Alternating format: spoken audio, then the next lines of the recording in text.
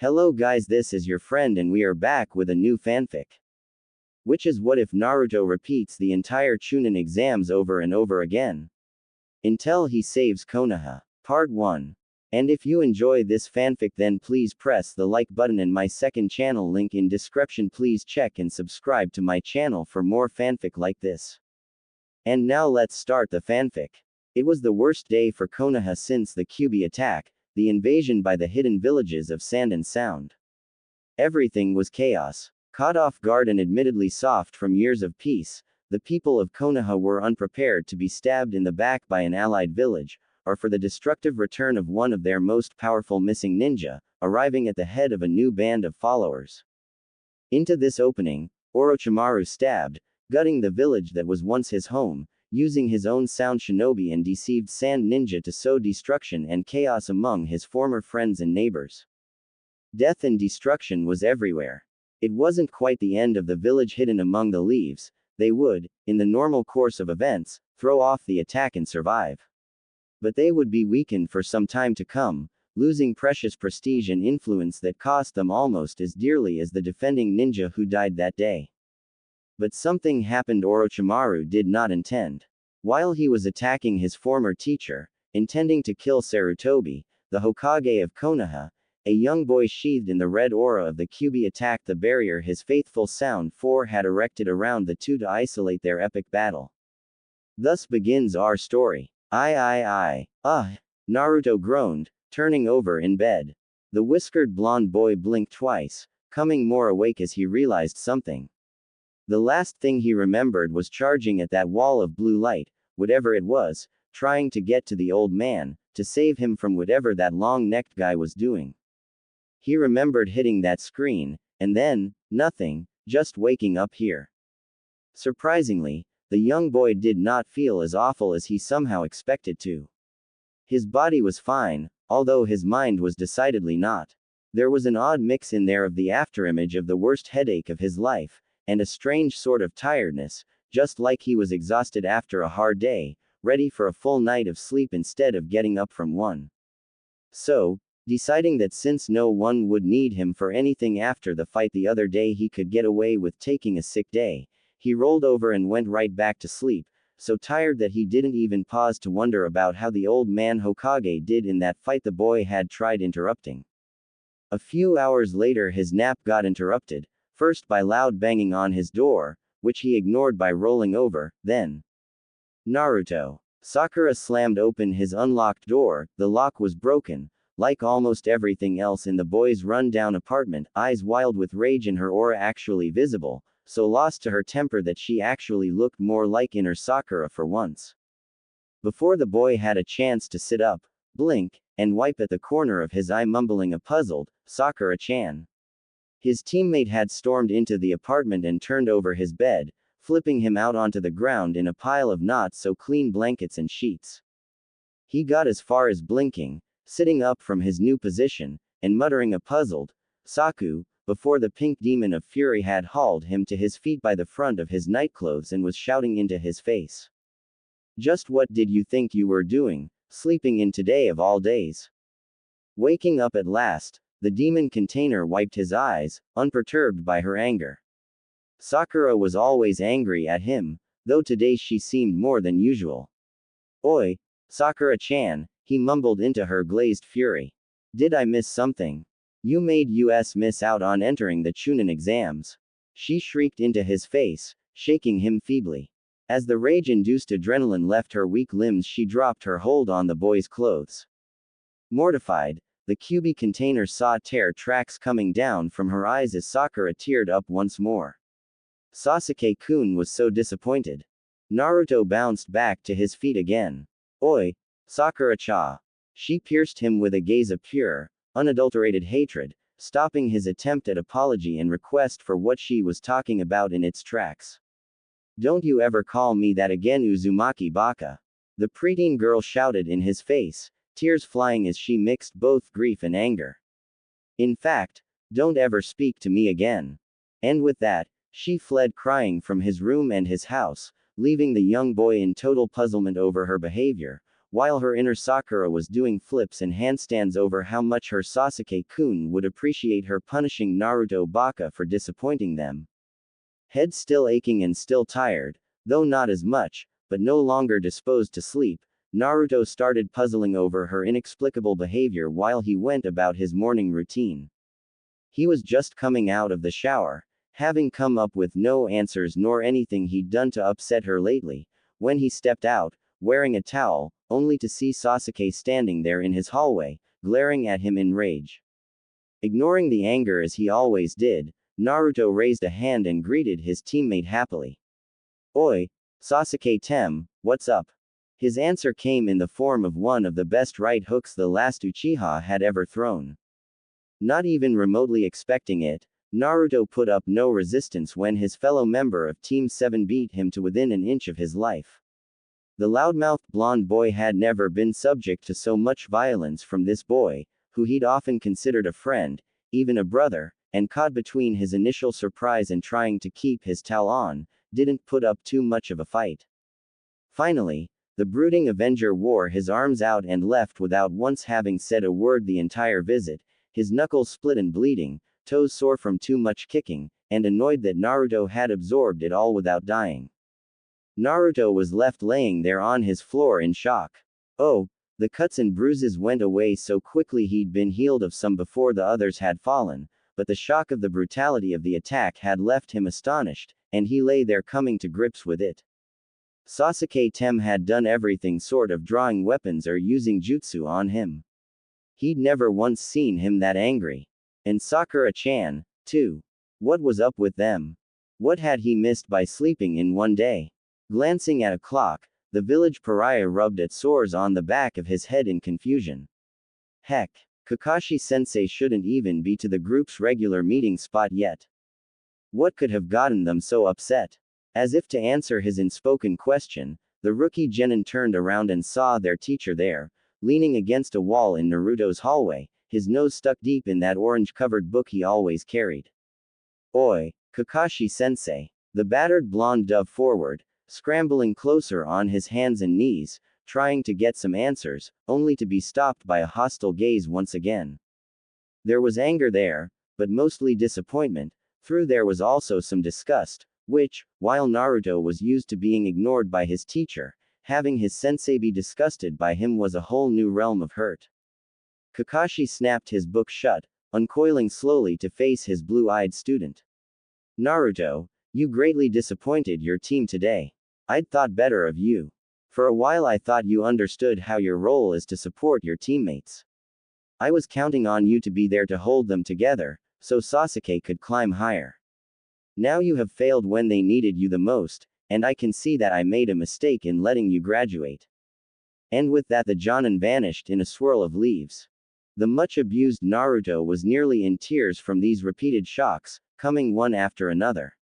Suddenly he couldn't bear to be in his apartment anymore. It was the source of too much recent pain. Throwing on his clothes over still healing bruised flesh, he got out of there and began to walk around the city aimlessly, no real purpose or place to go. It was a bright, sunny day outside, one filled with many happy people. With the many visitors to town here for the Chunin exam, more crowds were out than usual to see the strange new faces and wonder at their guests. It was a happy town, a joyful one, well, when Naruto wasn't around anyway. He still got hateful glares wherever he went, but more importantly, it was a peaceful town. Even Naruto started to notice changes right away, but he couldn't put his finger on what it was he was noticing until he came upon one of the ninja he'd seen killed. It was a Konoha nin, and Naruto knew nothing about him, not even his name. They were not even acquaintances, however, he had seen the man die in gory and messy ways, then his body laying slumped on the ground. It had been a particularly graphic and unmistakable death, even for ninja. It was for that reason that it had stood out among so many, and a big part of why he'd remembered it. Startled by seeing that man alive, Naruto started looking around and saw that none of the other damage was visible. That had been a tremendous fight that had brought Konoha to its knees. The battle had scarred the entire town as jutsu-wielding ninja fought across the whole length and breadth of it, yet everything looked just fine. If there had been a battle here, there certainly was no trace of it. But how could that be? He'd been there during that battle, he knew it had happened. Naruto puzzled till his puzzler was sore, but he could not make any sense of it. He knew that those things had happened, but all of those thoughts fled his mind as he dismissed them, having seen a person who could probably tell him what was up with Sakura-chan. Oi, Ino, wait up. And the orange-clad boy ran over to where the blonde girl had been walking along proudly with her team. Fresh from the tests, and flush with their own success, Ino turned to face her caller simply radiating confidence, at least until she recognized who it was. Then a thin layer of anger overlaid her confidence. Naruto, she snapped, before the boy could get a word in edgewise. How dare you show your face after disappointing Sasuke-kun that way? The boy scraped to a halt and rubbed his cheek. Ino, what are you talking about? She rolled her eyes. Today was the first test of the Chunin exam, moron. Did you just forget to show up? Sasuke-kun wasn't able to take the test since his whole team wasn't there to support him. You are holding him back. HMPH. Maybe he should find himself another teammate, or a better team. Ino turned her nose up, gave a disdainful sniff, and turned away, walking off with Team 10 trailing along in her wake. Naruto just stood there looking gobsmacked. But wasn't that a month ago? He mumbled. Now Konoha's pariah had long ago developed an iron-hard skull, bull-headed determination being his sole survival tool in a village that hated him. Having been sabotaged by teachers and scorned by all who knew him, he had learned to dismiss anything he could not understand, as there was no person he could go to regularly to explain them or help him figure them out, and all too many people who'd be willing to deliberately add to his confusion.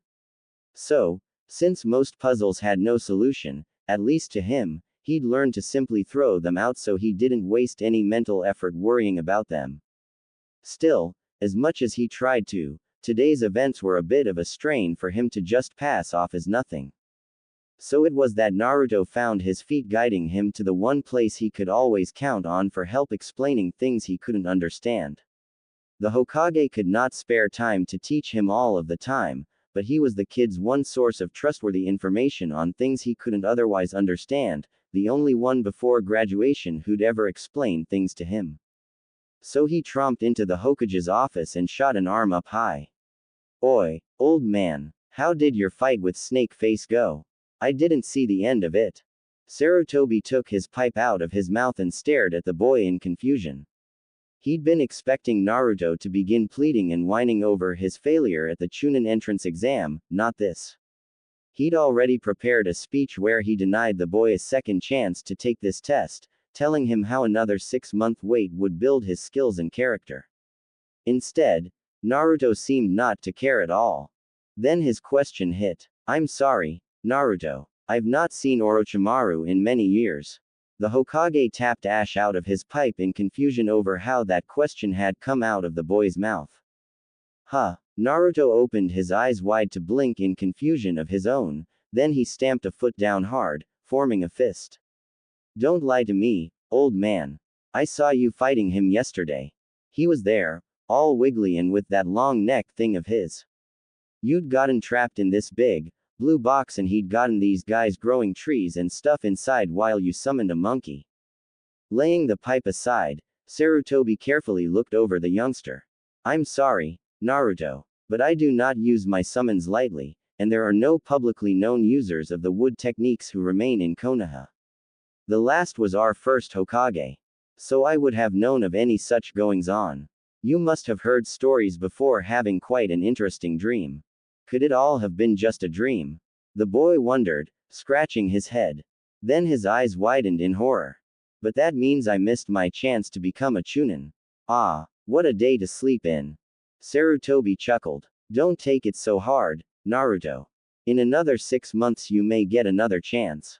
You are still young, there are many opportunities before you. I'll tell you what, he took out a slip of paper and began to write a note. Take this to Ebisu, he is a special Jonin who teaches only the best. This will instruct him to teach you a jutsu. Numbly, Naruto accepted the paper and the accompanying instructions on how to find the special Jonin, then went off to find him. Having already objected once to this instructor, then failed to win in a contest in support of those objections, Naruto did not complain about having Ebisu as a teacher.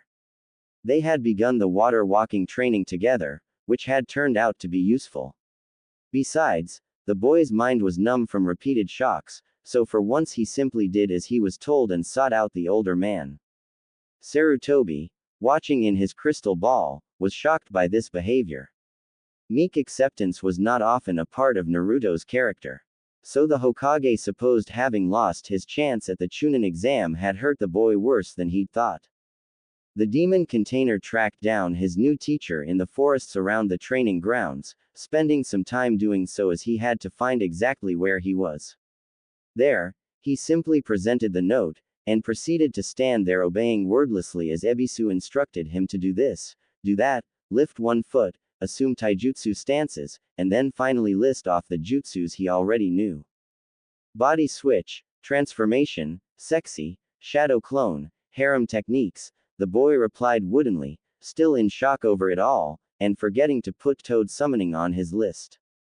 Ebisu sniffed disdainfully. 2 of those are useless, and the others are all basic, except for the shadow clone technique. You do not even say you have the basic clone technique, so you fail to master the essential 3. Still, the man pushed his small glasses back up his nose as he gazed off to the horizon proudly. I suppose shadow clone makes up the difference enough for you to be considered a rookie genin. But you are nowhere close to being Chunin material. Yeah, just teach me something, already. Naruto started to pick his nose, staring at the instructor sullenly, already tired of being yelled at. He'd already had enough of that for one day. Ebisu crossed his arms and gave him a dismissive snort. Harumph. Go walk up that tree. He pointed. Naruto did so. Hey, your chakra control is pathetic. Go walk on that stream. Ebisu ordered, pointing again. Naruto did so. Wasteful. You use 100 times the chakra that you need. Float that leaf above your palm. The special Jonin ordered.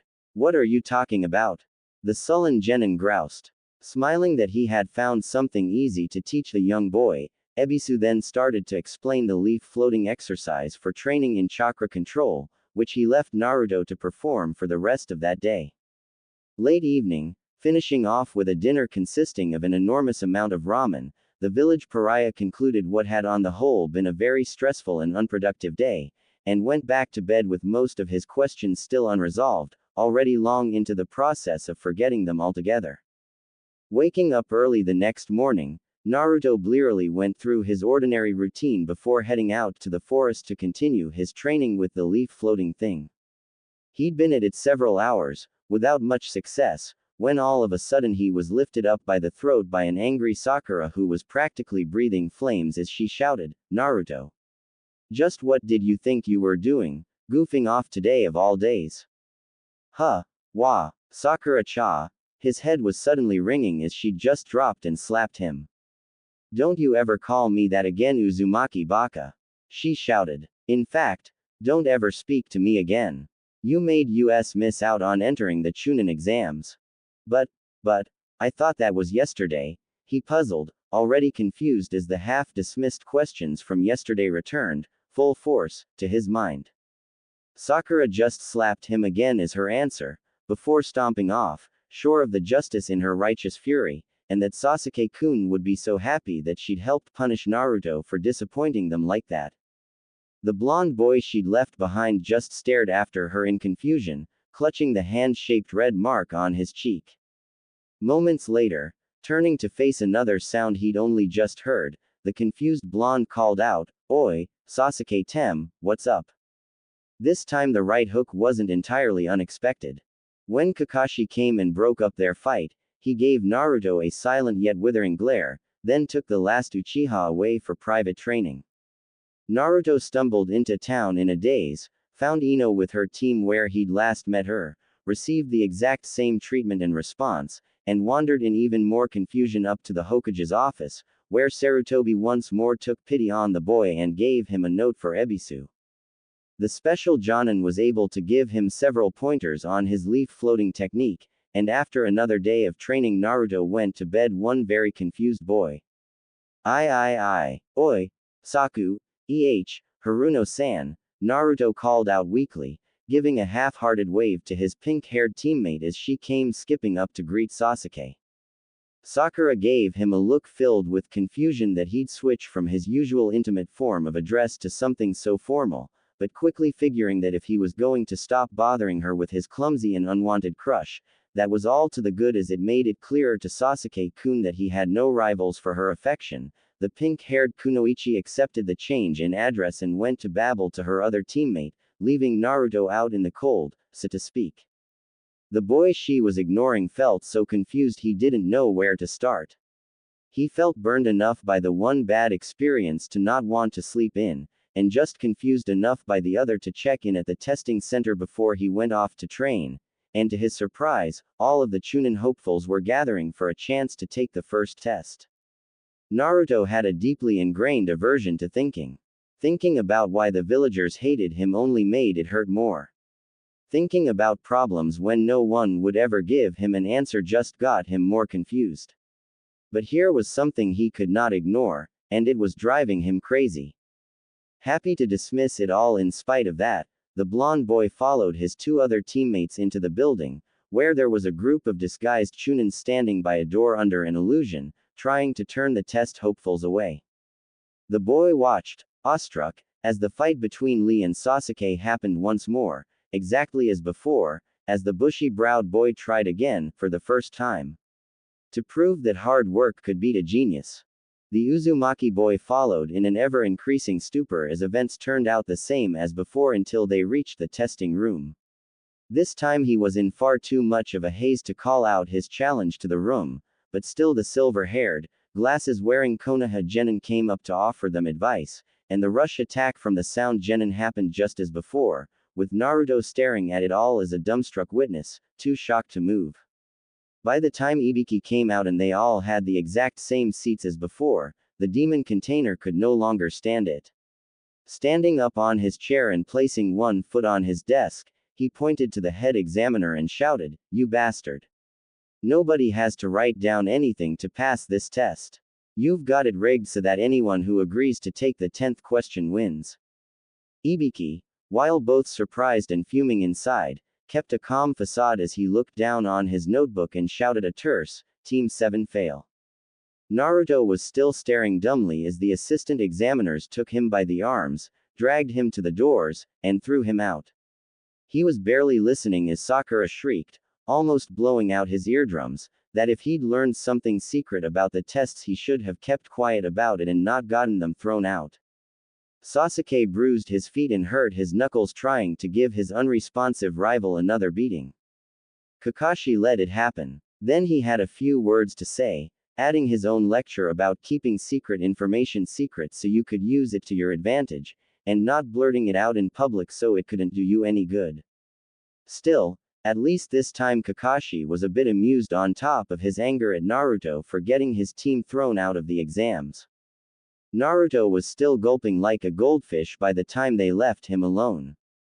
"Everything," he finally whispered, long after he was all alone. "Everything is the same, nothing changes."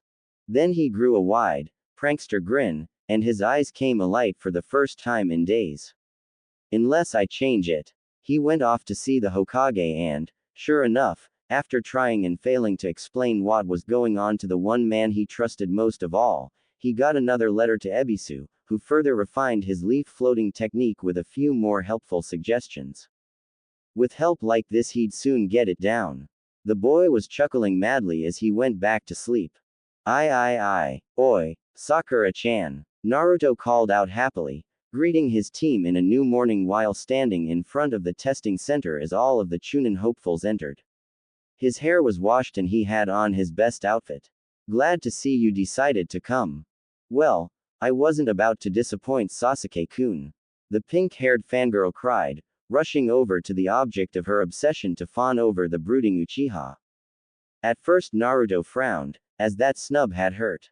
Then he quickly smiled again, rubbing the back of his head while chuckling, before adopting a very obvious sly expression. Say, Sakura-chan, why do you like Sasuke so much? Why? Sakura shrieked, before bonking the blonde on the head. Why do you have to ask such a stupid question? He's a strong ninja, the top of his class. You think I'd go for a dead last like you when I could have someone like him? Suddenly she was back by the Uchiha's side, trying to take his arm so she could guide him into the center. Come along Sasuke-kun, we wouldn't want to be late for the test. Grumbling and rubbing his head, Naruto followed them inside. Naruto was often a study in opposites. Though he could be dense at times, he was also capable of feats of amazing brilliance. The chief difference was the amount of encouragement he got. At the Ninja Academy his teachers had outright sabotaged his progress. The village shops sold him the worst quality gear for premium prices, and in all other ways did their level best to hinder his progress. On the other hand, the one time he'd felt a teacher was going out of his way to help him, Naruto had performed the mission he'd asked of him flawlessly, and learned a Jonin-level jutsu in a matter of hours. When he'd thought his team was counting on him, he'd participated substantially in the defeat of an A-rank missing ninja. He'd learned water walking in spite of having Orochimaru's extra seal messing up his already pathetic chakra control, and it was like magic. When people believed in him, he performed. It was that simple. He'd learn at rates the legendary Sannin couldn't believe, if only someone would give him a chance and a little bit of direction.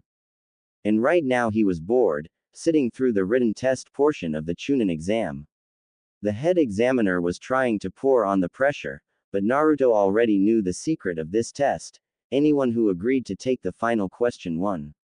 So why bother stressing about the other answers? On the other hand, Hinata, the girl who sat to his right, was fretting visibly over his complete lack of concern for doing any work on the problems on the paper. Having already finished herself, her bloodline having gotten all of the answers for her, once again she whispered, Naruto-kun, you can copy mine, and slid her paper discreetly over to help him read her answers. The blonde in question blinked at the ordinarily shy girl, stuttering out her offer to let him cheat, using her exam as an answer key. He relaxed as it struck him this was the second time she'd made that offer. He'd only turned down the first because he could sense one of the test proctors had noticed. Taking his feet off of the desk, where he'd been kicking back, loafing around, waiting for the test to be over, the boy leaned forward and whispered back.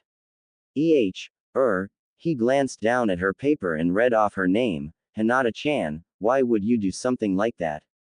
The girl blushed, cringing slightly away from him as she answered his question. Nah, Naruto-kun, she stammered, the test, it is important that you pass it. Team 7 fail. Team 8 fail. One of the proctors called off, and to his surprise Naruto found himself once more ushered out of the building, this time with his angry team accompanied by Hinata and hers, as well, although the latter seemed more confused about how they had been caught than angry. They were experts at information gathering, and had that whole test in the bag, every one of them. That was, Kiba and Shino, Hinata's teammates, were confused until Sakura started to yell at Naruto for whispering to Hinata during a monitored test and getting them all thrown out. That was worth some angry grumbling from Kiba and a very stiff stance from Shino, while Hinata blushed and rubbed her fingers together in the shame of it all. Naruto felt bad for the girl, so after Sasuke's attempts to plaster him were broken up by Kakashi, he went off to find her, but Hinata and her team had disappeared somewhere.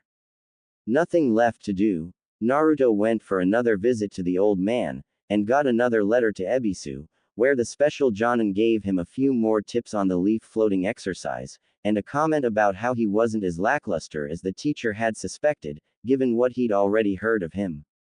Another full day training on chakra control, and it was off to bed for Naruto. 2 more repeats of that day had Hinata offering to help him each time.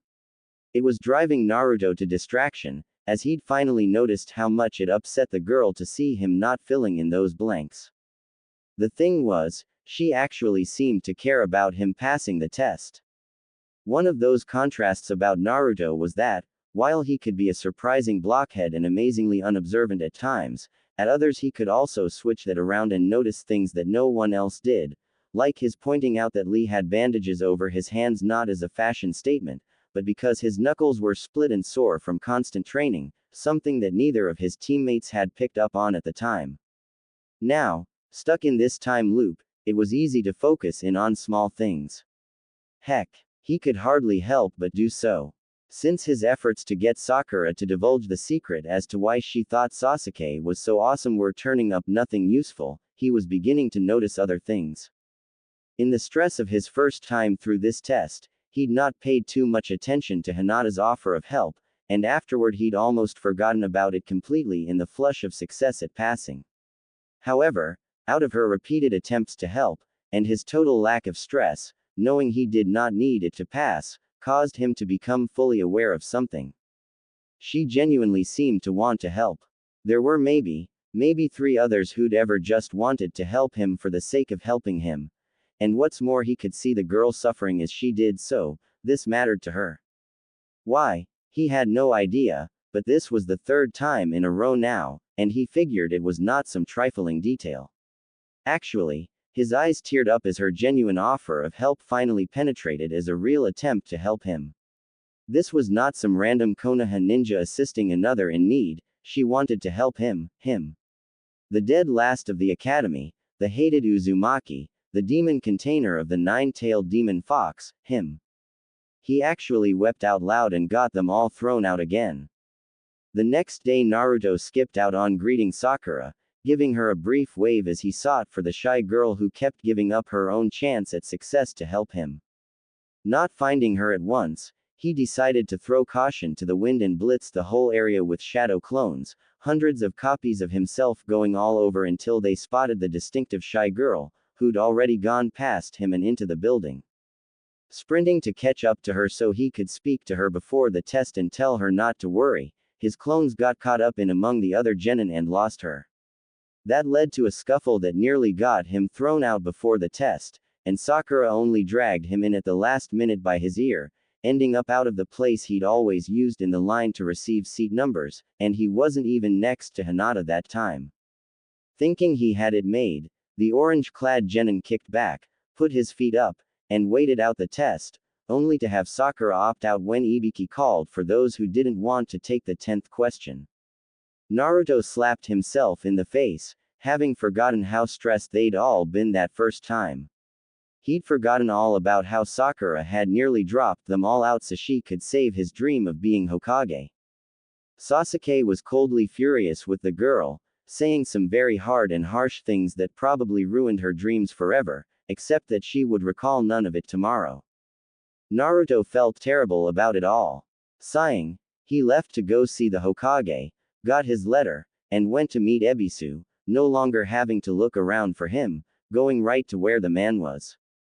After 5 days of studying that leaf-floating thing with Ebisu, the special Jonin had actually unknowingly passed him off on that, concluding that of the 3 basic chakra control exercises, leaf floating, tree climbing and water walking, his tree walking was the worst, and giving him some hints as to how to do it better, he'd left him to practice those all day, because the outcast youth needed better chakra control more than anyone.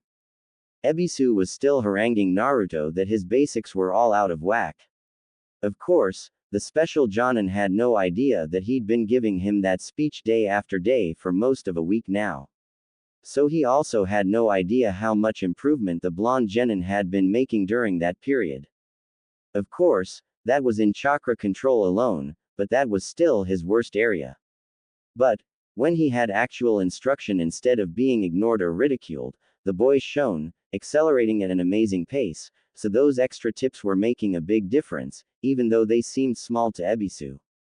The next day Naruto made a careful note to give to Hinata before he even left his apartment.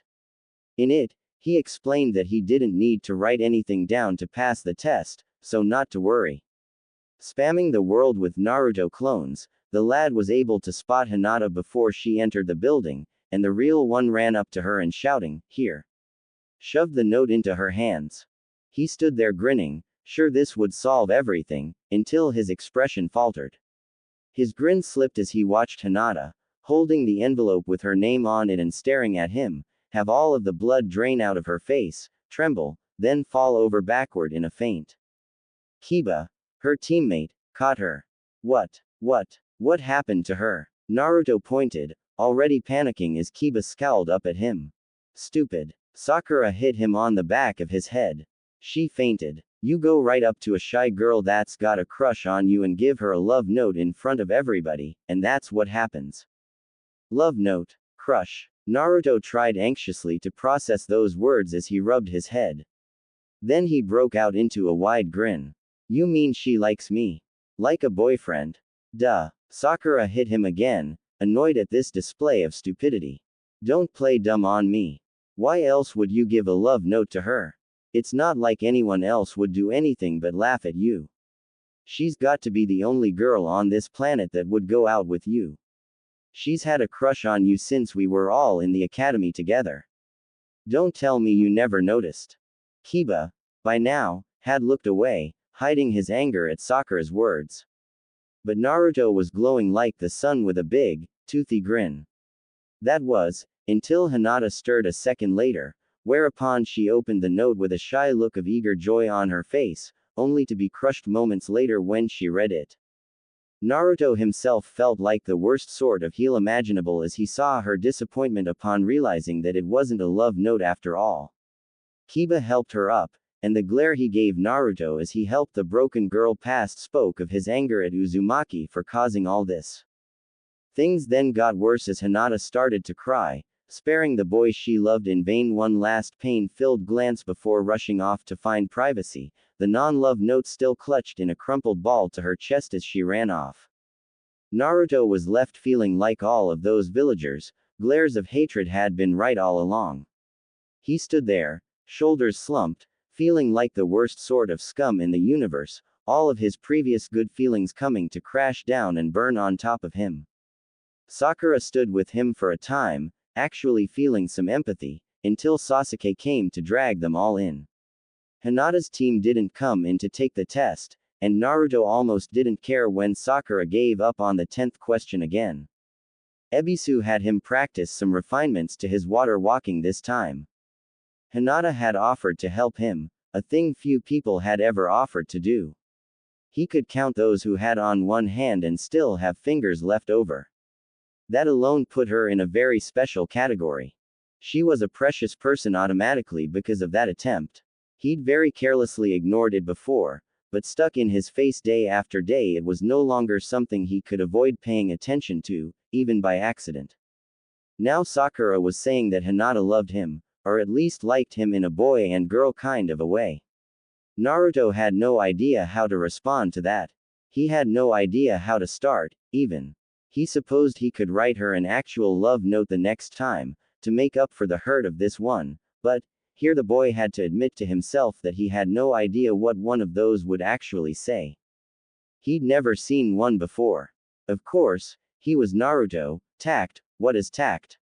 Uzumaki. So he did what no one else was likely to do, and approached her directly the next day, before the test, and declared, Oi. Hinata-chan. I was going to write you a love note, but have no idea what they should say. Any idea what I should put in it? The poor Hyuga maid collapsed in an instant, blushing faint, and the crowds of collected genin broke out laughing. Baka. Naruto went down to twin thumps on the head from Sakura and Ino, who, after scolding him for being so tactless, dragged him off and gave him some basic, tips on the proper way to approach girls. It was the first time he'd had any information on courtship whatsoever, and it surprised him no end how very detailed was the subject. Hey, that's more complex than our academy lessons. He objected, once they'd fully overloaded him with suggestions in their enthusiasm to correct his crudity. Just do it, the two girls shouted, shoving him forward toward the Hyuga heiress, who by now had woken up and was being helped to her feet by Kiba. Hinata-chan, Naruto stuttered, coming to a stop before her and rubbing the back of his head, not looking directly at her. Would you like to go eat with me, after the test? Softly glowing a rosy pearl color, Hinata blushed and nodded, not trusting her voice, rubbing her fingers together all the while. Kiba just snorted at this display. This time the two genin teams walked together to the exam room, and Lee never made his attack on Sasuke. Slightly puzzled about that, Naruto got a new idea just as Kabuto was showing those ninja information cards of his, and asked, "Hey, what do those cards say about Hinata-chan?" The silver-haired genin gave him a sly look, and a glance over to Hinata, who was blushing up a storm, but the shinobi easily found their cards with the appropriate info. This is interesting. It looks like our little Hinata is heiress to the Hyuga clan, the most prestigious in Konoha after the Uchiha massacre. And what is this? She was the subject of a kidnapping attempt when she was only 6 years old. The hidden village of Cloud tried to abduct her for her bloodline. Decent skill at the gentle fist style, and a surprising number of successful missions for a newly minted genin of her age. Naruto's eyes were round as he looked over at the girl he'd always dismissed before, who was currently shrinking in on herself over all of the attention. This time they passed the test beautifully. Hinata was so embarrassed by the attention and the way her Naruto-kun was looking at her, that she did not press it when he turned down her offer of help. Then, Naruto was feeling confident enough to shout down the instructor, as he'd done the first time, so Sakura-chan did not disqualify their team. It was after that part of the test was over, Anko had come and gone and Hinata had left with her team, promising to meet him in an hour for lunch, that Naruto had an idea. Hinata worried so much about him that they'd failed time and time again from her offering to help him. So he ought to do something about that, and there, right beside him, was her completed test answer sheet. So, sliding it over, he began to copy it onto his. The test was already over, and they'd all passed anyway. He didn't care about score or anything. No, this was his sneaky plan. By memorizing her answers, he could have something to write down the next day. That way she would not be so concerned about him passing. He chuckled darkly until it was time for him to leave to go out to meet her for lunch. Naruto generally had one goal in mind when food was placed before him, and that was to satisfy his hunger. Consuming mass quantities was the goal, and doing so as quickly as possible, a habit he had picked up in his youth because of older kids who routinely stole his food. So he ate what he could get, as fast as he could get it, as a reflexive measure against that happening. But it was more than a little horrifying to Kunoichi with refined and delicate table manners. Even Sakura, who had tagged along with Ino and a few other curious Kunoichi to see this first date, and who could be called refined and delicate only in comparison to a gorilla, found herself appalled by the way Naruto ate. And she was not seeing it up close for the first time. Hinata, on the other hand, was, and although she'd been looking forward to this date for as long as she could remember, was a bit pained and winced at the animalistic manner in which Naruto consumed his lunch. Fortunately, he raised his food-covered muzzle to ask Hinata why she wasn't eating and caught her look of horrified chagrin. She tried to hide it, smiling weakly and picking up a morsel of her own meal, but her dismay was plain. That was when Ino and Sakura decided to intervene, and both together leapt in and dragged him away for a quick, yet thorough, scolding about proper table manners, ending with, "The way you eat reflects on how you feel about those around you. If you eat like an animal, you're saying that no one around you is worth being nice to. So eat like a gentleman, or else she'll think that she isn't important to you." Shoving him back at the table, Naruto tried to remember the information surge and pluck out the bits he needed to finish his meal. Hinata was nice about it, and plainly grateful that he cared enough to try and be better for the remainder of their meal together, but just as plainly he'd already ruined her dream date for her. She left the table with polite thanks but unhappy looks, leaving Naruto alone to once again feel like a positive schmuck for upsetting her, especially as he was trying to be nice and make her feel better over an incident she could no longer recall, where he'd first screwed up with that note thing. Now his resolve only crystallized and grew stronger. He would make it up to Hinata. Both for the note misunderstanding, and for ruining this date. The rest of that day passed rather unproductively. The old man wouldn't give him a letter to Ebisu, because he hadn't failed the Chunin exam yet and so didn't need to be cheered up. When he sought out Ebisu on his own, the special Jonin wouldn't teach him anything. So, frustrated, He went back to the Hokage and asked how you learned to eat so you didn't hurt a kunoichi's feelings. Sarutobi was so surprised by the question he actually laughed out loud. Then he had to have a full explanation, of course. At the end of which, merrily smoking his pipe, the Hokage had suggested that if he wanted to learn how to impress a kunoichi, one of the best instructors for that they had was Kurenai, Hinata's Jonin instructor. He even wrote Naruto another letter of introduction. The boy bounced merrily away to go find the Jonin, which took a long time, but when he did she was a little unhappy with him, making him suspect she knew about his badly failed date with Hinata-chan. Still, she agreed to teach him all the same, but while the blonde did his best to absorb what she said, the lecture Kurenai gave him was all way above his head, relying on him already understanding basic stuff he'd never heard of, and sounding about as complex as rocket science. It made the Jonin level shadow clone technique seem about as complicated as a line drawn in the sand. What did it matter what clothes he wore? Or how he smelled? He smelled just fine, thank you, having already bathed today. Breath mints, flowers, what did those matter? Still, she said it was important, and the Hokage said she knew this subject better than anyone he had to teach him. It all seemed rather odd to him, though. But the worst part was she'd loaded him with so many specifics when he had no idea of even the most simple basics. Stuff like how to smile and comport himself. He had no idea how to smile, he just did. And all the stuff about fancy restaurants. He'd never been inside of a fancy restaurant in his life. They'd never let him in. He'd taken Hinata out to eat ramen at his favorite stand, just like he ate all of the time. No, the talk with Kurenai only multiplied his confusion, and Naruto went to bed a very unhappy boy. The next day found him up and already at the testing center before he realized that he was the only one there. None of the other Chunin hopefuls had shown up at all, which blew his mind as he'd grown to expect it. He waited for an hour before a hot-headed Sakura came back to scream and shout at him for not having been at the Forest of Death on time for their team to enter, and losing them their place in that test. Sasuke was even angrier with him than before, and Kakashi gave him that same, "I'm disappointed, you should never have been allowed to graduate," lecture. Confused and miserable, Naruto made his way over to talk to the Hokage, got a note to see Ebisu, and spent the rest of that day practicing chakra control.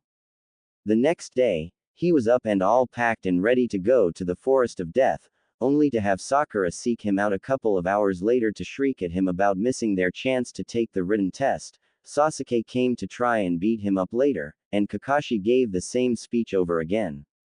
Then it was back to chakra control with Ebisu.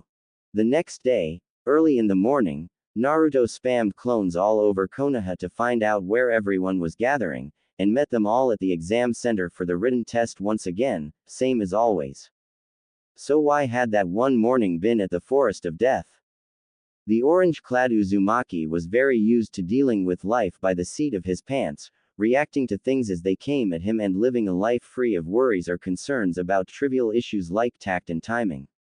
Well, guess what? That all came to a screeching halt as he discovered he was trapped in a time loop. It's difficult if not impossible for a person to have an unplanned reaction to something he knows is going to happen. Especially when it happens the same way over, and over, and over again. Impulsive reactions don't happen anymore in that case. Recklessly charging ahead filled with passion only worked when you could feel passion over something. Having seen the same thing happen countless times kinda took the bite out of it, and knowing that however it turned out made no difference in the morning make reckless fury and passion almost non-existent no matter how willing you were to summon them. No, it was the sort of situation that demanded carefully thought out plans. When this happens I'll do that and see what happens, was the least of the strategies that could be employed to learn from the situation. Far more valuable was deciding what goal you wanted to pursue, then going for it. Being caught in a situation where careful memorization and planning made the only difference was both torture for Naruto, and the best thing that could possibly happen to him, forcing him to put his disused mind to work and at the same time training him to effectively use it.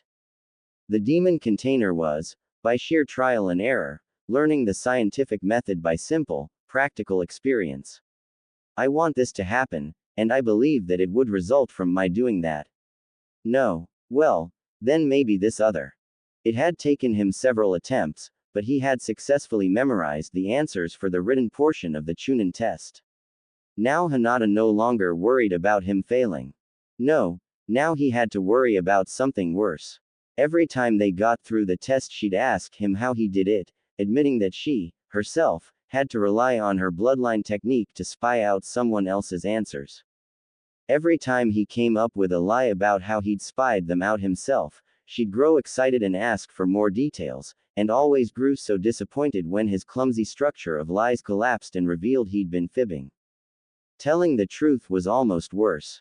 If he told her how he'd memorized the answers, she'd ask how he knew them beforehand, then he'd be stuck either in another haphazard structure of lies she'd uncover through interested and eager questions, or a truth that she would not believe, one that made her feel he was not only lying, but trying to hide something from her. Either way, his clumsy attempts at explanations hurt her. Hurting Hinata made Naruto feel terrible. The more time he spent with her, the more he realized how important he was to her, and the more of a cad to shatter her illusions of him. So, in desperation, having freshly come from a branch of one of those conversations where Sakura had been boasting over how she'd solved it all herself, without cheating, as a way of pointing out to their teams how much smarter she was than Naruto, before immediately asking Sasuke for a date, the blonde genin had gone off to find Iruka. On locating his old teacher, the boy had shoved the test paper in his face and demanded, "Show me how to answer these problems." Chuckling, his old academy instructor did so, starting at the very beginning and leading Naruto through step by step, and confusing him to death not 10 seconds into the explanation. Seeing that, they started over. Naruto's brain hurt, and he was concentrating as hard as he knew how. The lessons took forever, going over the most basic parts of the easiest problem repeatedly, but slowly how it all worked began to take root. The next day, he was boasting to Hinata that he'd solved them himself, only for her to confess, shyly, that she'd only answered them by cheating, then asking him for help in understanding them. After floundering around for a bit, he went back to Iruka so that he'd look less of a fool to Hinata. And, well, the more he knew the more she asked and the more he had to bug Iruka to help him understand them, until Naruto had the ability to pass that test without having memorized the answers. A good thing for him was he had all of the time in the world to get it right.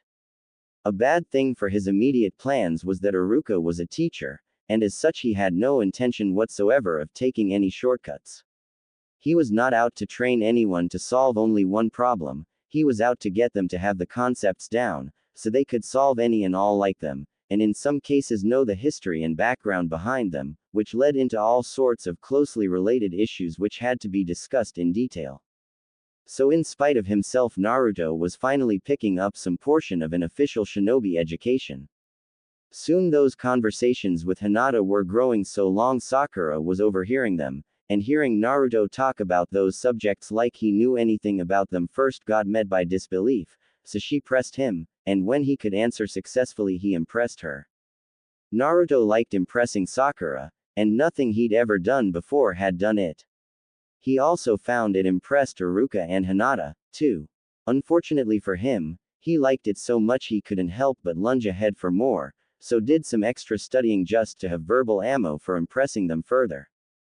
Only this backfired from the start, as each tried to test his knowledge of certain subjects he hadn't studied, just to determine the breadth of his surprising education, and he kept floundering as they kept hitting topics he hadn't studied yet. Once Sakura hit a subject he knew nothing about, she was smug, having validated her opinion of him as a moron, which he hated, but once Iruka found an area of ignorance he was disappointed in Naruto, which the boy also hated. And both were in the habit of testing topic after topic until they found something he didn't know about, not maliciously, just out of disbelief. "You mean you actually know something? You were paying attention when we talking about, well then what about? Etc., etc., etc." Having found something they never supposed, Naruto's hidden knowledge, they kept probing to find the ends of it, and naturally he kept expanding it as they came up with questions concerning things he didn't understand. Naruto liked impressing people, and didn't get to do it nearly often enough. Soon he found that the more he knew, the more he impressed those three, triggering a near-endless cycle, as pretty soon Sakura and Hinata were expecting him to know things in the later parts of the exam. In the forest, his teammate would quip things like, "Oh, Naruto can find those. He was just telling me about the properties of certain mushrooms," and so forcing the boy to learn yet more. But that was getting just a wee bit ahead of our story. Not long after he had started to memorize the test answers, Naruto came up with why his endlessly repeating day had advanced to the forest of death at once. It was simple. Every time he passed the written test, the next day found his personal timeline actually advancing one day. On days when he failed any part of the Chunin exam, he'd wake up the next morning starting it all over at the beginning again. That much he was able to figure out, and it wasn't like it was easy to miss, since it started occurring regularly once he'd figured out the hurdles to pass to get by the written exam. From there, it was an easy guess that to get out of this cycle, all he'd have to do was pass the Chunin exams in their entirety, and probably he'd have to do something about the invasion, too. The last was even more of a sticky problem than the first, and the first was no picnic by itself, either. It surprised him, going over it again and again, just how far he'd gotten the first time on sheer luck, when that luck was most definitely not going his way on any subsequent attempts. Any simple thing seemed to trip him up and get he and his team failed. Well, I don't suppose you could call being killed by Orochimaru simple, but when they entered the forest, it almost invariably happened that one of them would get killed by that amazing missing ninja. Naruto, quite frankly, had no idea how they'd gotten by the first time. It had all been done on impulse, impulses which he could not recall, so he was stuck trying to do it over again, and somehow he kept messing things up to where the snake Sannin would kill him, or kill Sakura, or kill Sasuke, or all of them. Waking up after dying was a shock the once, but after that it quickly grew fairly routine. You did it frequently in battle with a legendary missing ninja. After having been stuck in a day-and-a-half loop for what felt like months, the blonde demon container had to admit at last that nothing he did seemed to be able to get he and his team by the amazing snake guy with his hickey of death. It didn't matter if he fought, tried to evade the Sannin, or spammed the world with clones disguised as his team and raced toward the tower, one of his team would always die, and it was usually him, which sucked. So it was time to consider other options. Naruto's usual approach to his day had settled into something of a routine. In the morning of his first day he would ask Hinata out, and after the test they would go out to eat together, where several kunoichi would hang around and watch them, at first in disgust, but as he improved later in giggling glee. After lunch he would get himself scolded by Ino or Sakura on whatever he'd done wrong, until those two couldn't think of anything, and both girls had begun looking at him with their jaws hanging open. So he'd begun to ask questions of the other kunoichi present, until he was fairly sure those dates were going okay. Okay, however, was not enough. So after those meals he'd pester the Hokage to introduce him to Kurenai, whose lectures had started to make sense. It felt great to the genin to actually start to be able to get a handle on something. And though the restaurants progressed in quality, none of the ones that would let him in the door were very good. So for the moment he was stuck, without a good idea how to improve those, and Hinata-chan kept nervously fidgeting during those meals, anxiously watching their audience. It was something he'd have to work on, as he wanted those dates to go well. After his dates with Hinata, Naruto generally had a conversation where he impressed Iruka, Sakura or Hinata with his hidden knowledge, and then spent the rest of that day studying what they'd asked about that he didn't know yet. The next morning, they'd go to the Forest of Death, someone would get killed by Orochimaru, and he'd start all over again. On days when he wasn't the one dying, he'd often leave the forest and try to get someone to train him, but people were so upset over the news of Orochimaru's return and busy dealing with it that no one could spare him any time. After having exhausted all of the ways he could think of to escape or defeat the snake Sannin, and coming up with nothing that worked, Naruto decided that a change was in order. And what change he used was based on one of the standard shinobi sayings he'd just recently memorized: Know thy enemy and know thyself, and you need not fear 100 battles. Know thyself but not thy enemy, and the outcome is always in doubt. Know neither yourself nor your enemy, and defeat is certain. Well, Naruto figured he knew himself pretty well. After all, what was there to know? And he was the expert on him anyway. That made it pretty obvious what he had to learn. So, the next morning of the written test, he went into the test center as usual and shouted, "Oi! Kabuto! What do those nin cards say about Orochimaru?" The silver-haired genin blinked several times, as did his fellows, but withdrew the appropriate information card anyway. The legendary Snake Sanin of Konoha, now an S-rank missing ninja. One of the strongest ninja ever to live, he is Kage rank in most areas, but his specialty is ninjutsu, and his stated goal is to learn all of the ninja techniques in the world. I don't know much about why he was thrown out, or his missions, but his Jonin instructor was Sarutobi, our current Hokage, and his teammates were Jiraiya, the Toad Sanin, and Tsunade, the Slug Sanin. That's probably all we'll need to know if there are any questions about this historical figure. Huh, I didn't know the old pervert was a teammate of the tongue freak, Naruto mumbled, causing several of those around him to face flop. And I'd never heard of this slug lady. Do you think either of them could train me to beat up old Snake Face? Of course not. What are you thinking? They are the legendary 3 Sanin. You're nothing but a dead last. Don't ask such stupid questions.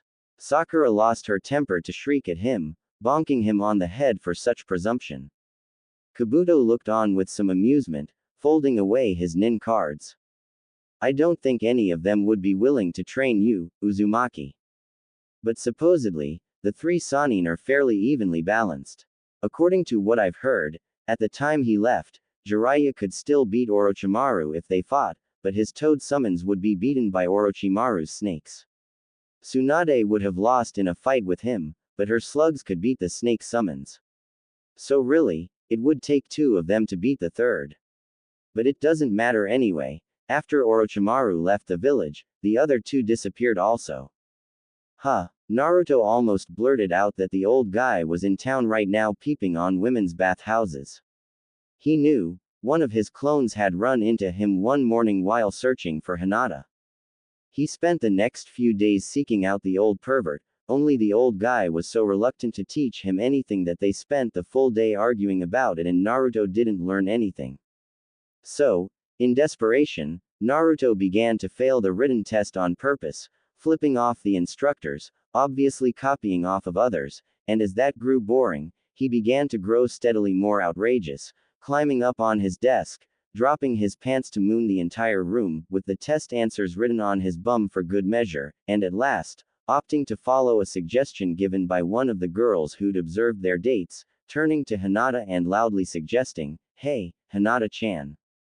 Let's make out." After her stunned, rosy, shy and nearly silent exclamation of, alright, he then proceeded to kiss her before the audience of genin, causing Sakura to rise up in her seat, face flushed and vein throbbing, to shout at him. "Naruto. Don't do that here." Then her jaw dropped as Naruto did so anyway. It wasn't a very good kiss, but Hinata started to enjoy it. When the pink-haired demoness started to shout for them to stop it, however, Team 7 got thrown out.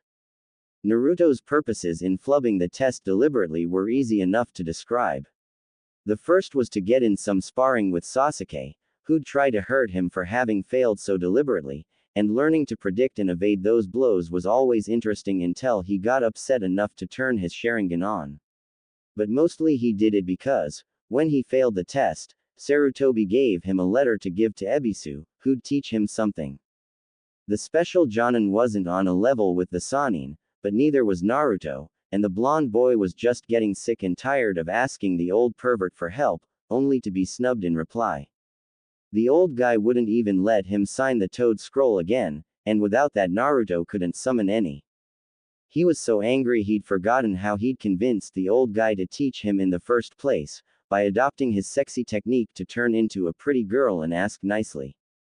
So he was left with Ebisu, who was clearly second-rate by comparison, but still much better than training on his own.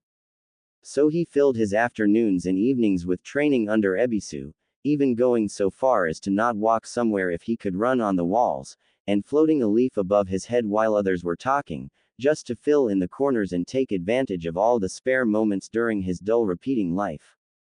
Naruto had long since lost count of the days, he'd not paid any attention to counting them in the beginning anyway. But he guessed it was on the order of a couple months or so before Ebisu pronounced his chakra control decent, almost average. It is not your worst flaw, which is not what I was expecting given what I'd been told, and proceeded to teach him something else. The blonde genin got all excited at that moment, but what Ebisu taught turned out to be the basic clone technique, not refinements to the shadow clone, but the ordinary academy-level ninja technique everybody had to learn. The boy groaned, but persevered. By now Naruto had discovered through hard experience that the easiest way around an obstacle was sometimes through it.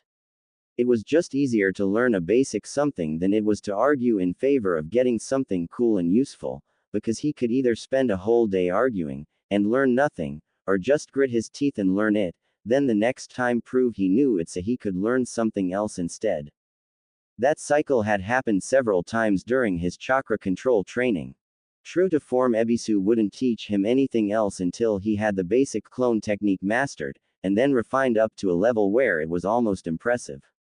At first Naruto hated spending time on his worst technique when he could have been doing something useful instead, and only put up with it because that was the only way he'd found to get the special Jonin who was his teacher to move on. But after a while Ebisu explained how a smart ninja could use both together. A shadow clone was solid but vanished after the first hit, while normal clones, being just illusions, couldn't do much of anything but take hits. And they wouldn't vanish when struck, so could take blow after blow if you could trick an enemy into wasting that much attention on them. So if he was just going to use them for target practice, or as distractions to draw fire, which was, admittedly, most of what Naruto'd already used, clones for ordinary clones had a place, especially if he mixed ordinary and shadow clones into a bunch, so an enemy couldn't know which were solid, and could hurt them, as opposed to those that were mere illusions and couldn't be disrupted by something so simple as a blow, but could otherwise be ignored.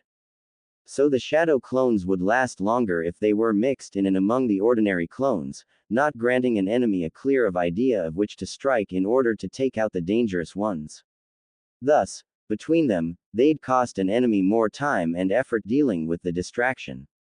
Convinced of the utility of this strategy, Naruto practiced and practiced until he could perform both ordinary and shadow clone techniques so close to each other they appeared in the same puffs of smoke, and with illusionary ones mixed among solids until there was no way of telling which was which. Ebisu even pronounced it a potentially effective battle strategy, capable of being a useful deception, sowing confusion as well as causing damage. The next time he tested this against Orochimaru it was true, but pointless, because as soon as the snake Sannin realized that was what he was facing, he threw a massive, wide-area jutsu that destroyed everything around them, and in the process killed all of the clones, and Sakura, once again causing their team to fail. Carrying Sakura's broken, bloody body out of the forest of death, for he forgot how many times had kind of dulled the blonde's reaction to it. They took her to the Konoha morgue, and the blonde genin had the appropriate forms and paperwork filled out to inform her family and so on even before the door had finished swinging shut behind them. They were, it must be admitted, far from the first or only genin team there. Seeing as how the morgue was attached to Konoha's general hospital, they had all of the usual around-town accidents to take care of, training accidents from newly minted genin all of the way up to a young and foolish jonin who nearly burned her own face off, through chronic ailments like that Hayate guy's coughs, and the expected serious injuries and deaths caused by the rather extreme second test of the Chunin exam.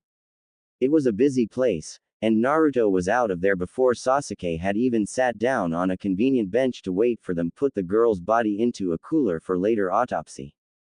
Uzumaki, on the other hand, knew he'd be seeing her again tomorrow. Oh, he'd cried for her once, twice, he forgot how many times, even hugged her the next day until she'd smacked him, but she died so often in those fights it just didn't affect him anymore. He'd died more often than she did, anyway, and she didn't get worked up over it the next day. Of course, she didn't remember it, but his emotions did not care about that. Emotions never do. No, he had stuff to do. Sakura was dead, which meant his team had failed. The times it was Sasuke's body in there, he'd stick around to comfort Sakura, which was probably the only time she'd let him hug her without beating him for it, but since it was Sakura, the Uchiha would just go on brooding as usual, though, to be honest, it was maybe at a slightly more intense rate. At least she hadn't choked to death on her own blood this time. Those were always horrible, especially the look in her eyes as it happened. And it always made him feel so guilty, every time she looked so surprised that he wasn't reacting more strongly to her grisly demise. Shuddering at those memories, Naruto skipped along toward his destination, a place he had been many times, but only just begun to appreciate, the Konoha Public Library. Under disguise, of course. They'd never let him in otherwise. They had information on Orochimaru there. Oh, none of the classified stuff, but the publicly available information, which included all of the stuff Kabuto had said about him, plus some other facts and details. Things like the names of his old students. Mizuki was one big surprise there. Naruto knew he'd been a traitor since he'd tricked him into stealing the scroll of forbidden seals. Another name had been blotted out of the one book on the Snake Sanin's Genin team Naruto had been able to find. But the last was still around. Old Snake Face had left his one-time apprentice in town, a special Jonin by the name of Anko Mitarashi, the very same Anko who was proctor for the second test of the Chunin exam. It was amazing what you could read from books. Creating hundreds of shadow clones, the kid began to look for her.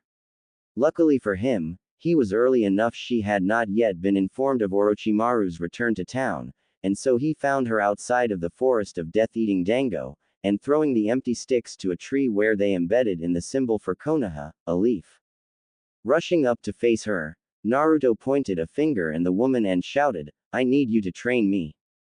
Anko actually chuckled. "Oh, failed already? I guess you do need training. But why do I need to be the one to train you, Breathing heavily from his run, Naruto panted, "If you do, I'll dedicate my life to defeating Orochimaru." At this the special Jonin actually quirked a brow in interest. Oh, she rolled the idea around some in her mind, concluding it could actually be useful to have some help when she went after the old bastard. So she smirked, "Okay, kid, you've got my interest. Tell me what you know already. We'll see where we go from there." Still panting from his long run, the boy nodded and declared, "Body switch, clone, transformation, sexy, shadow clone, and harem techniques." Abruptly the special Jonin's interest turned to amazed disgust. "That's it? How the blank did you even get in the Chunin exams? Forget it, kid. You'd never survive an encounter with the old bastard. Come back when you're older, and at least be sure to have some useful techniques next time." "I already survived one fight with him earlier today," the boy shouted, but this had the opposite effect than intended, getting her to abruptly demand where, then rush off to search for her old master herself. None of his arguments swayed her, not even when he had a repeat of this same encounter before entering the forest, and without mentioning her old teacher. Sadly disappointed, Naruto again started flubbing tests on purpose to go back to Ebisu, who so far had been the only teacher he could count on. Well, there was also Kurenai, but he could still hardly understand what she was saying half of the time, and he didn't understand how anything she said was going to help him defeat Orochimaru in any case. Not that he could afford to get better clothes than he had on, anyway, even if they did what she said they did about making girls like him more. How was that going to matter, anyway? So, getting another letter from Sarutobi, the demon container once again ventured over to where Ebisu would be, and once more submitted himself to the special Jonin's tests to gauge his present skill level. His spirit soared when, after submitting to the battery of demonstrations he required, the glasses-wearing special Jonin once more announced they'd be working on a technique. Then Naruto slammed his face into his palm when Ebisu decided that what he needed to do was bring to full mastery his offensively crude body switch, also known as the replacement technique. "Today is a day for deeds of greatness," Naruto declared to the sky from atop the Hokage monument. Then, Turning around, he addressed his army of shadow clones. Are you ready then? Yes. Came the responding roar of 400 throats raised in unison, paint brushes held high aloft. Forward. The real one shouted, pointing off the cliff. With a roar, they surged ahead, Naruto in the lead, racing off the top of the mountain to run down the face of it, feet sticking to the side. And, just as fast as a waterfall or a curtain being dropped, the entire Hokage monument got painted in brilliant shades of red, yellow, blue, white and orange. Hey Sakura! The orange-clad ninja cried out to his teammate just before the first test started. I bet you're going to stand up, or shout, or do something stupid to get our team thrown out of this test. Naruto. The annoyed pink-haired Kunoichi shouted. I would never do such a thing. The blonde boy folded his arms. I said I'd bet you, Sakura-chan. How about, if you do, and I win, then you have to give up on Sasuke.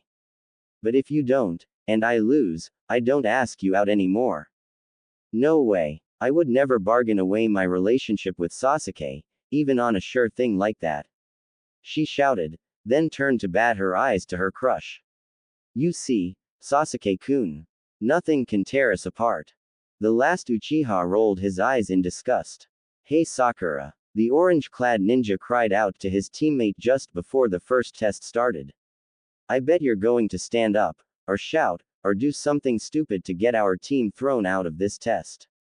Naruto. The annoyed pink-haired Kunoichi shouted. I would never do such a thing.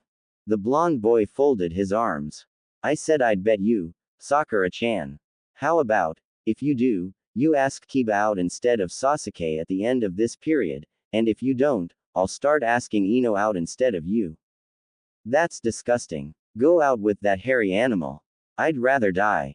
Kiba, who was standing nearby, cracked his knuckles and bared his fangs, growling angrily, that can be arranged.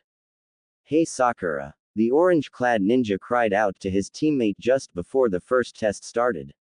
I bet you're going to stand up, or shout, or do something stupid to get our team thrown out of this test. Naruto. The annoyed pink-haired Kunoichi shouted.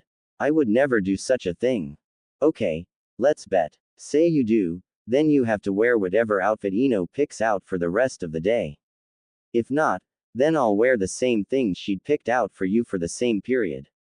You're on. Ino was also grinning. Oh, I've got just the outfit, too. Quiet down. Ibiki entered the exam room, explained the rules and got all of the genin to their seats. A mere minute into the exam, however. I'm done. Naruto cried at the top of his lungs, flipping his test sheet over. Then he turned to take Hinata's hands in his, and, looking into her eyes, asked, Hinata darling, are you done as well? Why? Yes, she squeaked, turning bright red. Then turn your paper over, he softly suggested, gently reaching out and taking her into a hug. We have 40 minutes left until the 10th question. The amazingly fast motion as she flipped her paper face down was not lost on anyone, nor was her blush or the smile steadily creeping up on her face as she melted into his hug. Oh, Hinata-chan, you are so lovely. I must kiss you. And then Naruto did so, with the benefit of plenty of makeout sessions behind him. Several of the other genin nearby started to whoop and make cat calls. Nah, Naruto. Hinata cried out as he nibbled a particularly sensitive spot at the base her neck, clinging to him for all her might. Naruto ooh, Sakura screamed, rising from her desk at this unseemly public display of affection. Then out of the corner of her eyes she caught one of the test proctors making a careful note on his clipboard, and sank meekly back down in her chair again, ashamed as her memory prompted her about the bet. But why was Naruto baiting her, and, when did he learn how to kiss? Ibiki, standing in front of the two embracing students and pretending indifference to them, picked up their test papers and quirked an eyebrow at them. Interesting. Those were not the same answers his plants would provide, but they were detailed, complete, and correct for all he could tell, and though the papers were identical to each other, no one had caught them, not when they copied each other's answers, nor when they'd somehow rigged it to have adjacent seats. Interesting. These two would bear watching. Ah, Hinata shrieked out, lost to the world around her. Ibiki looked around the class. Well, no one was obviously treating this as a coded message, from what he could tell. And though it wouldn't be too hard to encode moans and gasps like that, unless they could actually catch them transmitting data, they couldn't count it as having caught an attempt to cheat, not so long as the couple acted out their roles so well. An ingenious strategy actually, and a command performance carrying it out. That took talent. He almost believed they were doing it just for the fun they were having. So even though he knew this could be no more innocent than the dog barking, he couldn't do anything unless they messed up and got caught. No, these two would bear watching indeed. It's not fair, Sakura complained, looking askance at Naruto. You even have a better figure than I do. What do you expect? It's a variant of the transformation technique. I can look however I want, Naruto-chan told her, presently in his sexy technique disguise of a buxom blonde girl, and wearing a lacy teddy with silk stockings. And Ino has excellent taste. What I want to know is how you held your nerve for the entire test. It wasn't easy, the pink-haired one complained at low volume, looking away from her teammate.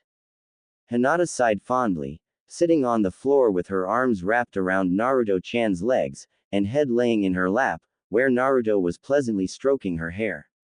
You aren't going to stay inside all day, are you? Ino teased. Why, yes, as a matter of fact, I am. Do you know how many perverts there are out there? Naruto-chan teased right back at her. Yeah, loads. Ino shrugged. 387, Naruto corrected. And one closet pervert. Hinata sighed softly yet loudly, warm in her contentment. Sakura's eyebrow twitched. Make that 88, she grumbled. True to form, Ebisu worked with him until Naruto could perform the body switch technique quickly and effortlessly, needing very little warning before activating it.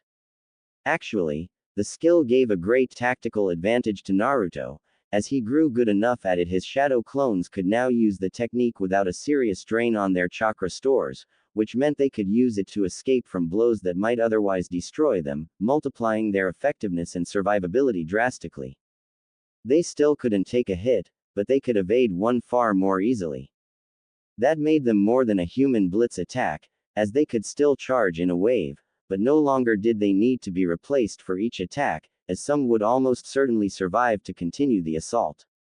Also, the real Naruto could be far more easily and completely protected by his clones, setting aside a bodyguard group who, instead of leaping in front of blows to shield him, something that didn't often work, especially when a foe used attacks that could go right through several bodies in a row, they could hang back, and use body switch to replace him at crucial moments, getting him out of combat before the nasty attacks hit.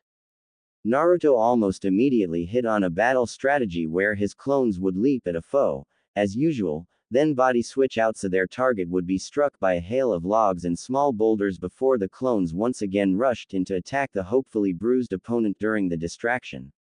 So, once again he had multiplied the value of his mass clone attacks by fully mastering one of the basic three under Ebisu. And, once again, it failed to make any difference when facing Orochimaru. Although, it did take the Sannin slightly longer to kill him this time, so that was sort of a success. So, the transformation technique, huh? Naruto asked Ebisu the next time they met. The special Jonin was impressed. How did you guess? Oh, just a feeling, Naruto groaned, depressed. HMPH. Perform the technique. I want to see where you are so I know what you are missing. Forming the seal, the blonde boy transformed into a copy of Iruka in a puff of smoke. Ebisu examined the disguise for a moment, then he stepped back and straightened his glasses. Not bad. Far from useless, actually. You still rely too much on a stance and concentration. We shall have to train that out of you so you can do it on the move. Your puff of smoke is far too obvious. We must reduce it. Ideally you must eliminate that entirely, and you'll want to be able to perform the technique on short notice even when surprised. Still, for all your clumsy execution of it, the results are nearly flawless. I am having trouble finding any of the usual telltales or signs that this is an illusion. What are you talking about? The Naruto Iruka asked, confused. All illusion techniques are vulnerable, Ebisu instructed. They have weak points, and are limited by the imaginations and power of those who create them, in addition to being limited by skill. So, details will be incorrect, edges may blur, and the interaction with the environment will all be flawed. But in your case, well, look at your feet as an example.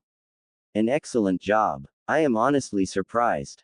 Naruto Iruka lifted both of his feet, one at a time, to look at them, but saw nothing out of the ordinary. What are you talking about? The special Jonin folded his arms and huffed. Naruto, don't treat me as a fool.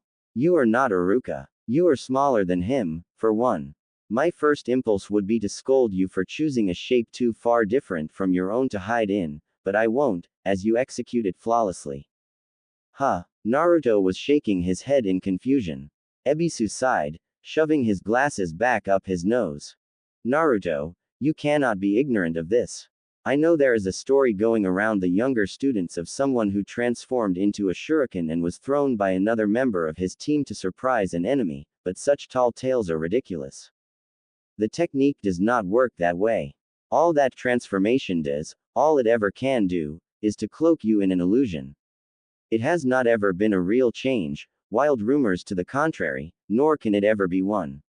For a boy who seeks so much approval, I am surprised you reject my compliments on your technique. The special Jonin waved to him as he listed off points. In the first place, your feet are smaller than Iruka's. Being a simple illusion, the grass you stand on should poke through the image where your feet aren't but his would be. Yet you have already accounted for that and covered it, enhancing your illusion so that it seems as if the grass bends under the full impression of the foot. Nor are you blurred or incomplete. It is quite frankly one of the better images I have ever seen worn, Jonin level easily. I was unaware you were trying to become a stealth and infiltration specialist. But you must be, to have worked so hard on this technique. It must have taken you months to get the Iruka disguise this perfect. Tell me, have you practiced any others? Shocked, momentarily speechless, Naruto formed the set of seals again, and in a poof of smoke was replaced by the image of the third Hokage. Most impressive, Ebisu walked around him, rubbing his chin thoughtfully as he judged the image. I could almost believe it was him. Then Naruto Hokage reached out and pinched his nose. Gwa! The special Jonin leapt back several feet, limbs splayed in surprise, before he recomposed himself and straightened his glasses. I must give you credit, Naruto. Precisely matching the movements of your illusion to yourself, particularly when it is of a shape taller and with longer reach than you, that is a skill that will serve you well at infiltration. I did not expect it from you. That is a very advanced technique. Naruto Hokage grinned from ear to ear. I'm not an illusion. Wah! The special Jonin's glasses fell down his face as his jaw dropped in shock. Then he was all over Naruto, patting him on his head, shoulders, testing that his arms were real and solid, then frisking him all over. Forgive me, Hokage-sama. The special Jonin bowed. But, what has become of my student? With a puff of smoke, the technique got released and Naruto stood there. I'm still here.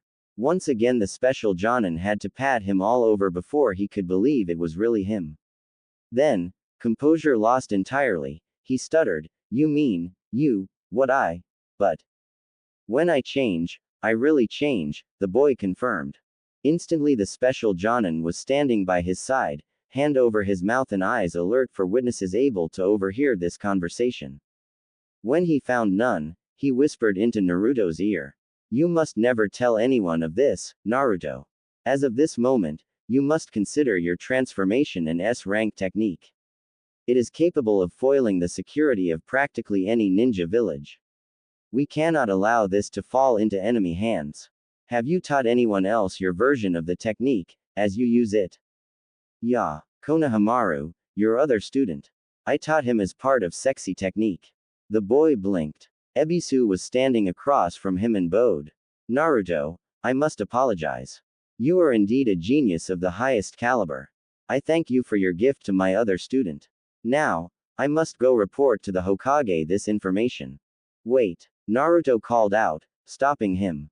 Can't you give me a few hints on how to refine my smoke and stuff, first? Of course, Naruto. The special Jonin fixed his glasses.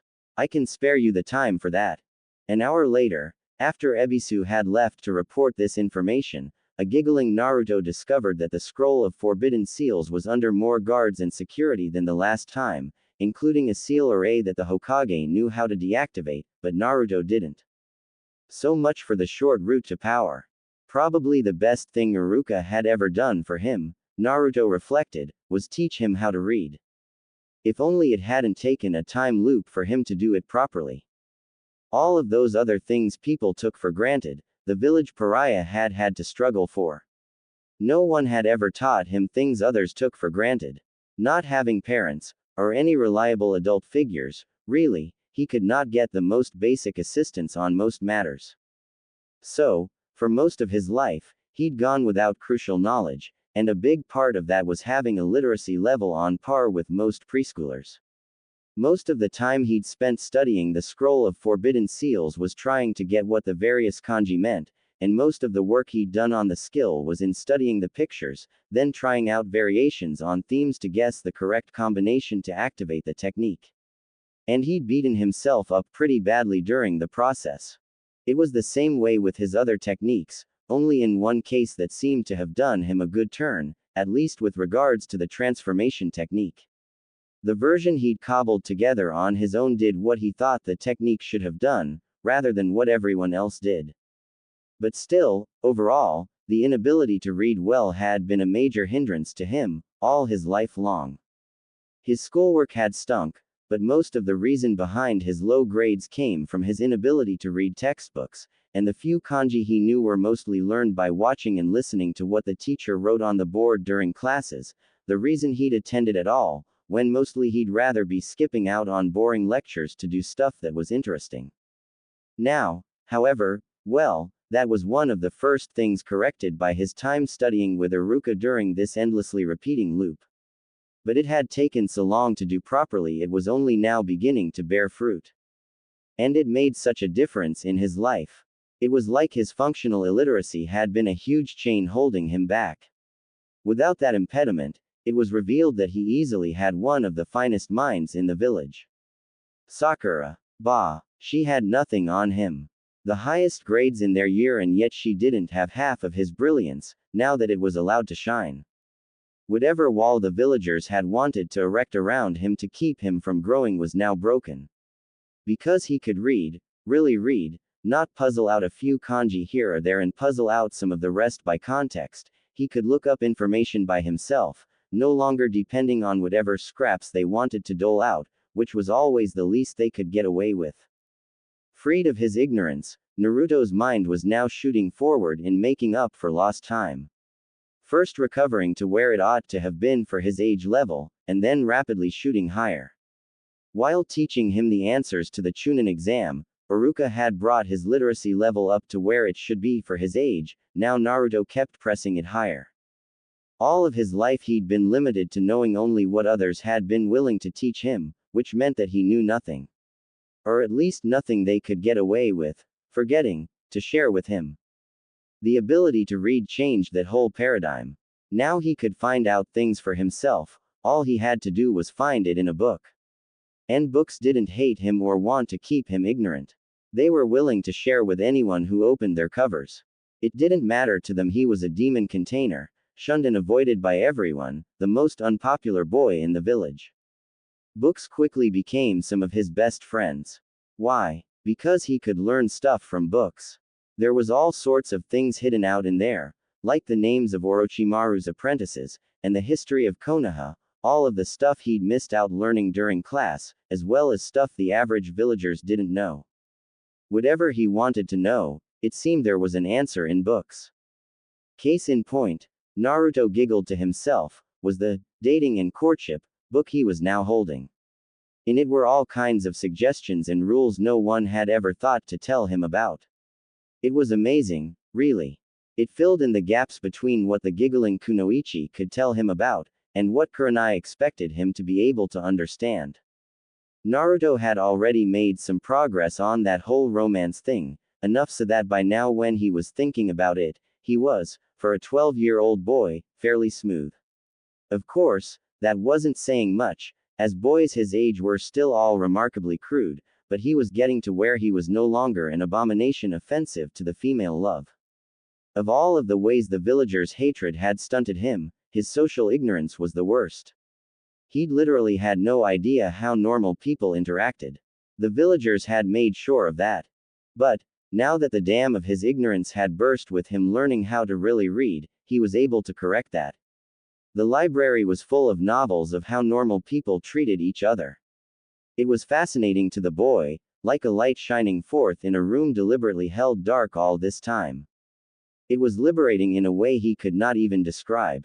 Once he'd crested the limit of functional literacy, he'd immediately gone and hidden out in the public library for a couple of months, reading as a man who was parched and thirsty might drink, not even caring about the Chunin test. It changed his life. And, not surprisingly, his angry teammates never found him there. But having been empty-headed, now he wanted to be filled. And all of the roadblocks he'd been up against seemed to have their answers now. His dates with Hinata had kind of gotten stuck in a rut, and so he decided to try something new concerning them, giving up on restaurants entirely to throw her a party at his house. It was a disaster of the worst sort. Naruto's home was hardly tidy at the best of times, barely clean, and only somewhat livable.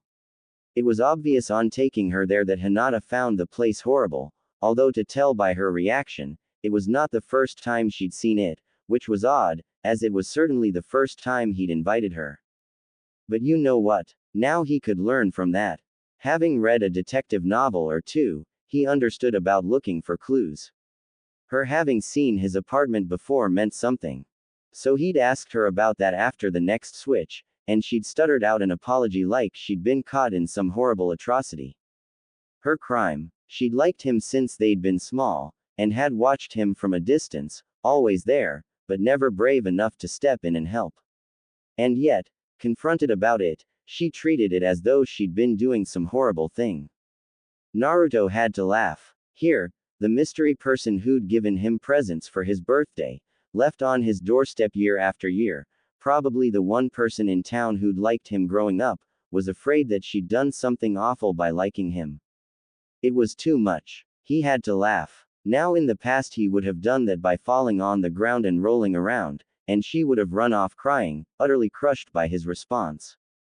But now that he had a few romance novels under his belt, so to speak, he knew enough to hug her and chuckle into her hair in between whispers that it was all right, explaining to her as he had breath exactly what he'd been thinking, that she'd been the nicest person in the whole world to him, and expecting him to be angry for that was silly. The way he explained it even made her chuckle a bit along with him, mostly that was in relief that he didn't hate her, however. No, things had definitely turned a corner in his life now. It was never going to be the same again. And he started out by asking Hinata about her life.